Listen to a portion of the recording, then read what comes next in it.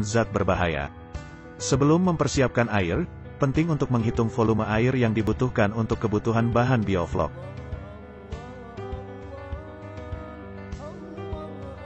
Ada beberapa bahan yang dibutuhkan untuk membuat kolam bioflok, yaitu garam grosok, kapur tohor atau dolomit, probiotik, Yakult, dan prebiotik. Untuk mulai membuat bahan bioflok, campurkan semua bahan-bahan tersebut menjadi satu wadah lalu diaduk secara merata. Kemudian masukkan ke dalam air yang sudah diendapkan, dan tunggu hingga 14 hari. Pada saat memasukkan bahan, sobat bisa mulai mengoperasikan sistem aerasi di kolam. Hal ini bertujuan agar mikroorganisme dapat bekerja secara optimal. Sembari menunggu, lakukan pengecekan kondisi air setiap hari. Warna air bioflok yang baik biasanya berwarna coklat, pH optimal 6-8, dan oksigen terlarut optimal 3 mg per liter. Setelah 14 hari atau saat bioflok telah siap digunakan, masukkan ikan yang ingin dibudidayakan. Jika sobat membudidayakan ikan lele, maka penebaran berkisar 1000-1500 ekor tiap kolam dengan ukuran kolam diameter 1 meter. Untuk ikan nila dan mujair, kepadatannya sebanyak 120 ekor per meter kubik, sedangkan untuk gurame, kepadatannya sebesar 70-100 ekor per meter kubik. Pada saat ikan sudah dalam kolam bioflok, lakukan pengecekan kualitas air sebanyak 2 kali sehari. Apabila terdapat gumpalan atau flok yang terlalu banyak, atau air menjadi berbau tidak sedap, maka diwajibkan untuk mengganti air separuh dari jumlah kolam. Jika sedari awal tebar benih, air tidak mengalami gejala tersebut, maka tidak perlu mengganti air hingga panen berlangsung. Inilah yang menjadi kelebihan dari sistem bioflok, karena dapat menghemat air. Fungsi bioflok selain dapat memperbaiki kualitas air juga dapat mengoptimalkan sistem pencernaan ikan, sehingga nutrisi yang masuk dari pakan akan lebih efisien terserap. Karena itu, intensitas pemberian pakan harus dikurangi. Selain dapat menekan biaya, pengurangan intensitas pemberian pakan ini juga akan menjaga kualitas air dari sistem bioflok itu sendiri.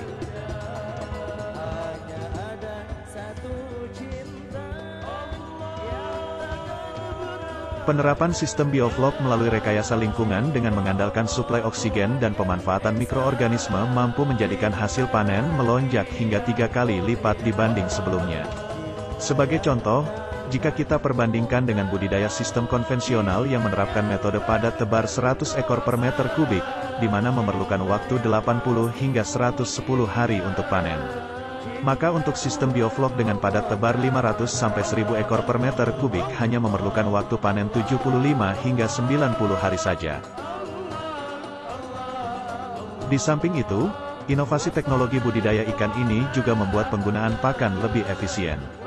Misalnya pada metode budidaya konvensional nilai FCR atau rasio konversi pakan rata-rata sekitar 1,5, maka dengan teknologi bioflok nilai FCR ini dapat mencapai 0,8 hingga 1. Artinya, untuk menghasilkan 1 kg daging ikan pada sistem konvensional memerlukan sekitar 1,5 kg pakan. Sedangkan dengan metode bioflok, hanya memerlukan 0,8 hingga 1 kg pakan ikan. Di berbagai daerah, bioflok terbukti efisien dibanding sistem konvensional, bahkan meningkatkan produktivitas lebih dari 3 kali lipat. Contohnya pada kolam dengan rata-rata padat tebar 1000 ekor per meter kubik dengan ukuran diameter 3 meter, maka dapat ditebar sekitar 3000 ekor benih ikan. Dari jumlah tersebut, dapat menghasilkan ikan konsumsi mencapai 300 hingga 500 kg per siklus panen dengan durasi waktu budidaya 75-90 hari.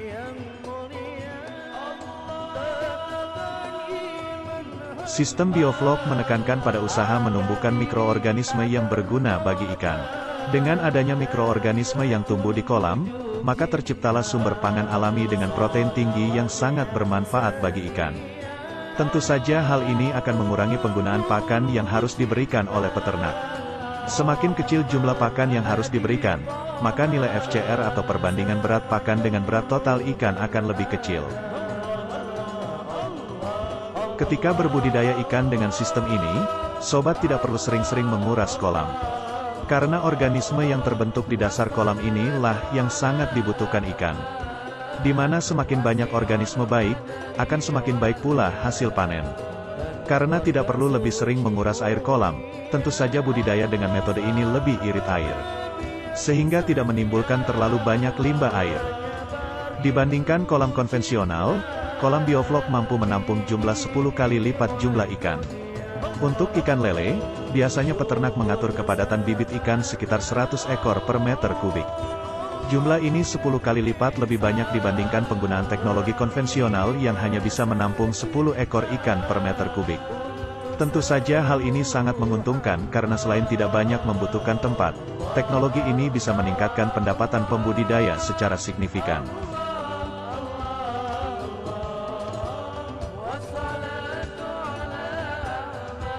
Terlepas dari banyak keunggulan yang diberikan dari penggunaan sistem bioflok ini, terdapat juga kelemahan yang perlu diperhatikan agar metode yang dilakukan berhasil sesuai yang diharapkan. Sistem bioflok memerlukan alat aerasi yang cukup sebagai penyuplai oksigen. Selain itu, dengan penerapan sistem bioflok ini akan muncul gumpalan-gumpalan flok yang akan terbenam di dasar kolam sehingga perlu diaduk. Dengan tingginya kepadatan di dalam kolam, kadar oksigen yang dibutuhkan menjadi terbatas.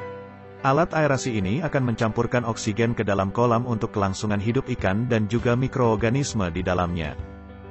Alat aerasi ini harus selalu hidup selama 24 jam, sangat beresiko saat mati lampu. Sehingga peternak harus menyediakan alat pembangkit listrik cadangan seperti generator agar alat aerasi tetap terjaga, dan biaya pengeluaran pun menjadi lebih besar. Sistem bioflok harus sering dikontrol dan diawasi. Karena resiko munculnya zat berbahaya seperti nitrit dan amonia dapat kembali, serta jika terjadi pengendapan maka akan muncul hidrogen sulfida yang lebih tinggi karena pH air yang rendah.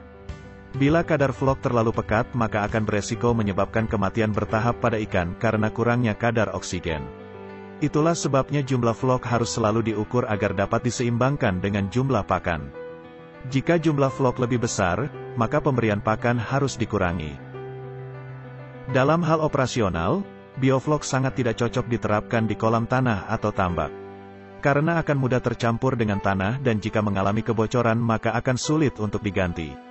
Selain itu, sistem bioflok tidak cocok ditempatkan di ruangan full indoor karena terdapat mikroorganisme yang berfotosintesis, sehingga membutuhkan cahaya matahari. Jika membuat kolam indoor, usahakan selalu mendapat pasokan cahaya matahari, akan lebih baik jika kolam tersebut ternaungi dengan baik.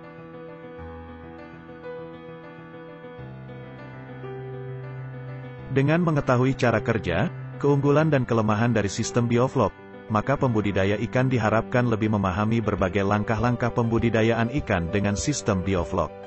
Sobat harus bisa mengambil langkah yang bijak dalam menyelesaikan masalah dan kerugian yang nanti dapat muncul untuk membuka peluang kesuksesan usaha yang lebih besar.